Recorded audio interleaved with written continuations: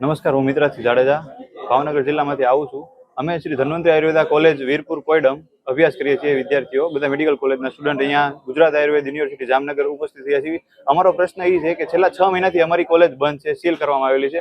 અમારા ટ્રસ્ટીજી વાસુદેવ રામીએ એક private company પાસેથી 2 થી 2.5 કરોડ રૂપિયાની લોન લીધેલી. એ લોન ચૂકવી શક્યા નથી, તેથી બેંક દ્વારા એમની પ્રોપર્ટી જે છે એ કોલેજ સીલ કરવામાં આવેલી છે. તેથી અમારા વિદ્યાર્થીઓ છેલ્લા 6 મહિનાથી અભ્યાસ વંચિત રહેલા છે.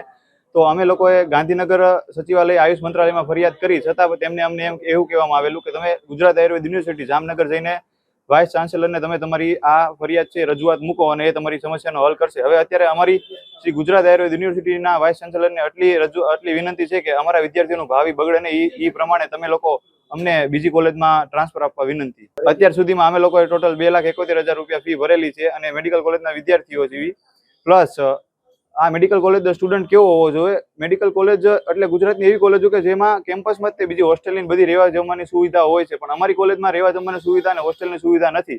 અમારે 50 કિલોમીટર અરવલ્લી જિલ્લામાં રોજ અપડાઉન કરવું પડે છે કોલેજ આવવા માટે. અને જ્યારે અમારી કોલેજ શરૂ હતી ત્યારે પણ અમારી પાસે ફેકલ્ટીની કોઈ પણ સગવડ નહોતી અને પ્રિન્સિપલ પણ ઓન પેપર હતા.